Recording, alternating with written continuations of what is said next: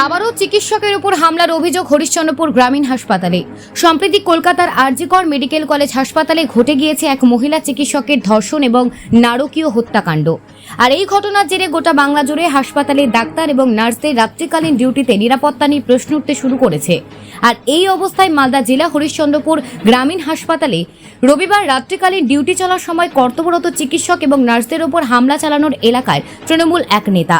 অভিযোগ, অবিনাশ দাস নামে ওই নেতা হরিশ্চন্দ্রপুর গ্রামীণ হাসপাতালে মঙ্গলবার রাত্রি 11টা নাগাদ নার্সিং স্টেশনে ঢুকে হঠাৎ করে কর্তব্যরত নার্সদের দিকে অশ্লীল ভাষায় আক্রমণ করেন। অশ্রাব্য গালিগালাজ শুরু করেন নার্সদেরকে।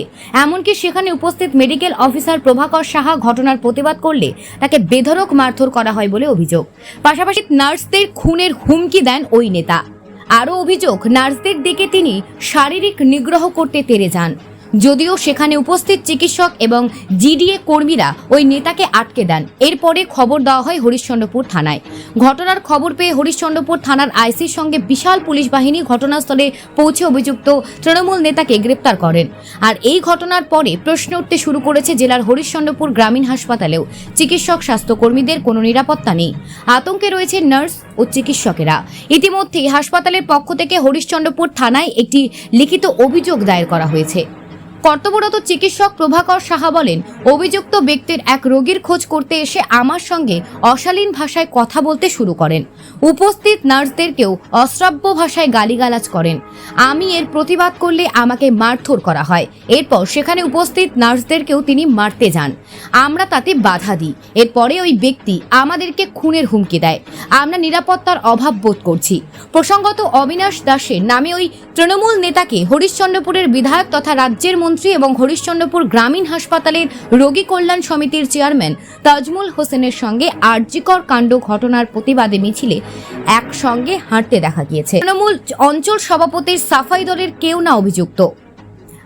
আইনের পথেই চলবে বলে সাফাই দিয়ে 180 ডিগ্রি ঘুরে গেলেন।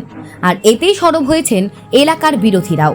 তাদের দাবি, এলাকায় শাসক দলের মাস্তানদের পেছনে দলের মন্ত্রীর হাত রয়েছে। অবিলম্বে ওই নেতার বিরুদ্ধে কঠোর ব্যবস্থা না নিলে বৃহত্তর আন্দোলনের হুমকি দিয়েছে এলাকার বিরোধীরা। ঘটনায় চাঞ্চল্য ছড়িয়েছে হরিশ্চন্দ্রপুর থানা এলাকা জুড়ে। Bureau report, news prime Times. কি হয়েছিল এখানে? আমরা সবাই ডিউটিতে ছিলাম আজকে আমাদের হাসপাতালে। কোনো একজন পেশেন্টের বাড়ির লোক এসে আমাদের অন ডিউটি সিস্টার এবং আমার উপর হঠাৎ করে চড়াও হয়, আমাদেরকে অ্যাটাক করে। কি কারণটা কি?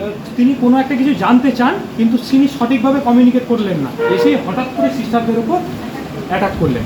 এবার সিস্টাররা স্বভাবতই ভয় পেয়ে গিয়ে আটকানোর চেষ্টা করলেন। তখন ওনাকে ভার্বাল অ্যাবিউজ করা হয় এবং ফিজিক্যালি অ্যাসল্ট করা হয়। এবার উনি ভয় পেয়ে রীতিমতো চিৎকার চেঁচামেচি শুরু করেন। সেই মুহূর্তে একটা পাবলিক জড়ো হয়। আমি পাশেই পেশেন্ট দেখছিলাম, আমি এবং আমার যারা অন্য স্টাফরা ছিলাম সবাই ভয় পেয়ে দৌড়ে আসি। এবার আমি যখন আটকাতে আসি তখন আমার উপর ওনারা চড়াও হয় এবং আসতে চান।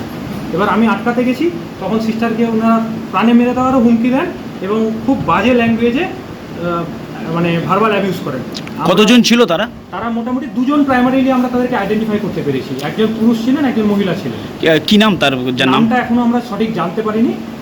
সেটা আমাদের থানার স্যাররা এসেছিলেন, ওনারা হয়তো বলতে পারবেন। অভিযোগ কি জমা পড়েছে স্যার? আমরা একটা লিখিত অভিযোগ আমাদের হরিশ্চন্দ্রপুর থানায় দিয়েছি।